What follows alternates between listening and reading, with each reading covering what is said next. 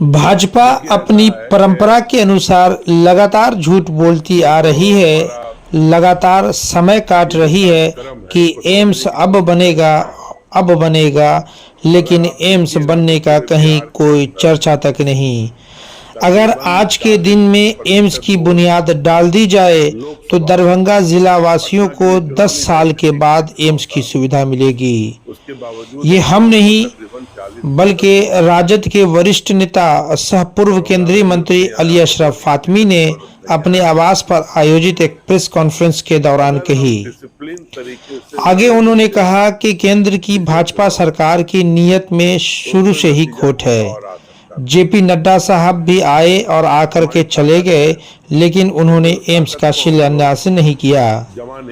जब एम्स बनने की सारी प्रक्रियाएं पूरी कर ली गई है तो फिर एम्स का बुनियाद डालने में दिक्कत क्या है और आखिर देर क्यों हो रही है? ये दरभंगा सहित पूरे मिथिलांचल की जनता का सबसे अहम सवाल है।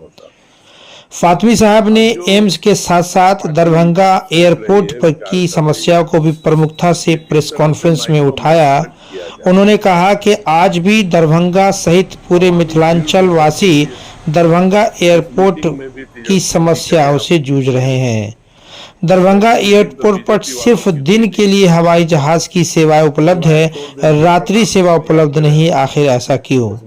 न ही टर्मिनल बनाए जा रहे हैं। त्योहारों के समय में भाड़ा जो है वो 2 से 3 गुना 4 गुना तक बढ़ा दिए जाते हैं, जिसका सीधे तौर पर आम जनता को नुकसान पहुंच रहा है। दरभंगा सहित मिथिलांचल वासियों का सबसे ज्यादा नुकसान हो रहा है। उन्होंने कहा कि दरभंगा में एयरपोर्ट बनने के बाद आज भी आधे से ज्यादा लोग पटना हवाई अड्डा से सफर करने को मजबूर हो रहे हैं, तो फिर दरभंगा हवाई अड्डा बनने से क्या फायदा? सुनिए क्या कहा उन्होंने। बड़े अफसोस की बात है कि कभी नड्डा साहब आते हैं, कभी मुख्यमंत्री जी आते हैं और ऐलान पे ऐलान हो रहा है, लेकिन काम कहीं नजर नहीं आ रहा। आप याद करिए कि एम्स का ऐलान कब हुआ, कितने साल हो गए, अभी तक उसका फाउंडेशन नहीं हुआ, अभी तक उसकी ड्राइंग तैयार नहीं हुई। कितना हंगामा हुआ, आपको याद होगा। कहां बने, शहर में बने कि सोबन में बने, फिर एक तीसरा इलाका उधर भी सोचा जा रहा था, लोआम की तरफ। तो अब सुनने में आया है कि शायद सोबन का एरिया पास हो गया है। हम लोग की एक ही निवेदन है कि इस पे जल्द से जल्द काम शुरू हो।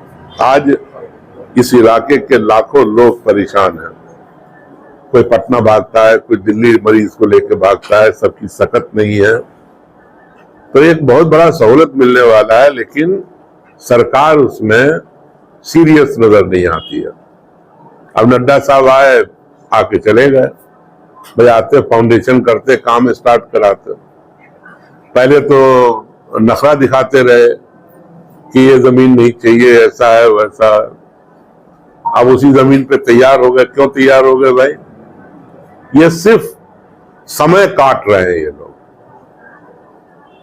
अगर आज सिंसियरली शुरू हो काम तो इसके बनने में और चालू होने में 10 साल लगेगा कम से कम। तो समझ लो कि जो हम लोगों वाली पीढ़ी वो तो खत्म ही हो जाएगी, जिसको सही माने में ओल्ड एज में इलाज की जरूरत है।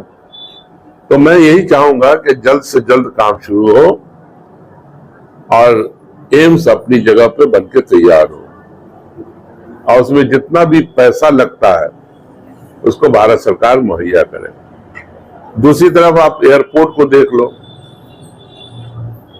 न जाने कितना मर्तबा मुख्यमंत्री जी खुद आए, उनके सिविल एविएशन मिनिस्टर आए, पार्लियामेंट के अंदर तारीफ हुई कि दरभंगा सबसे आगे है, जो नया नया जो आइडिया प्रधानमंत्री लेके आए हैं उसके अंदर जो उड़ान योजना है उसमें सबसे अच्छा परफॉर्मेंस दरभंगा का है।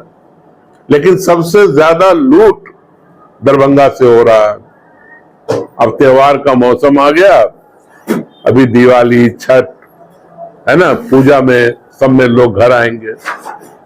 और जिस टिकट को 4,000 4,500 में होना चाहिए वो अब मिलेगा 22,000, 23,000, 27,000, 37,000 तक में टिकट उपलब्ध होता है। और आप मजबूर हैं कि स्पाइस जेट पे चलिए। क्यों भाई? हिंदुस्तान में न जाने कितनी एयरलाइन, अच्छी एयरलाइंस है, तो वो सहूलत मिलनी चाहिए। फिर दिन ही में फ्लाइट क्यों उतर रही? इतना साल हो गया। जो सहूलत रात में उतरने की है यहां मुहैया कराई जाए। फिर टर्मिनल क्यों नहीं बन रहा है? कितने तकलीफ में लोग उतर करके बाहर निकलते हैं या अंदर जाते हैं तो कितनी उनको तकलीफ है। अनलिमिटेड फ्लाइट है। आज भी इस इलाके के आधे पैसेंजर पटना जा रहे हैं। तो मेरी यही मांग है कि एक तो प्राइस पे कंट्रोल करें, जल्द से जल्द इंटरनेशनल टर्मिनल, यहां से अंतरराष्ट्रीय जहाज चले, इसका इंतजाम हो। तीसरा, रात में अब बरसात जाड़े का दिन आएगा तो जहाज नहीं उतरेगी, उसका इंतजाम हो। और ये सब जल्द से जल्द, अगर हम लोगों को ऐसा लगा कि इन दोनों काम में देरी हो रही है तो हम लोग मीटिंग करेंगे इंडिया गठबंधन की, और एक आंदोलन में हम लोगों को उतरना पड़ेगा। गांव से लेकर शहर तक के खास खबरों को देखने के लिए देखते रहे HDNN न्यूज। अगर आप इस खबर को YouTube पर देख रहे हैं तो चैनल को सब्सक्राइब जरूर करें, और अगर Facebook पर देख रहे हैं तो लाइक और शेयर जरूर करें। धन्यवाद।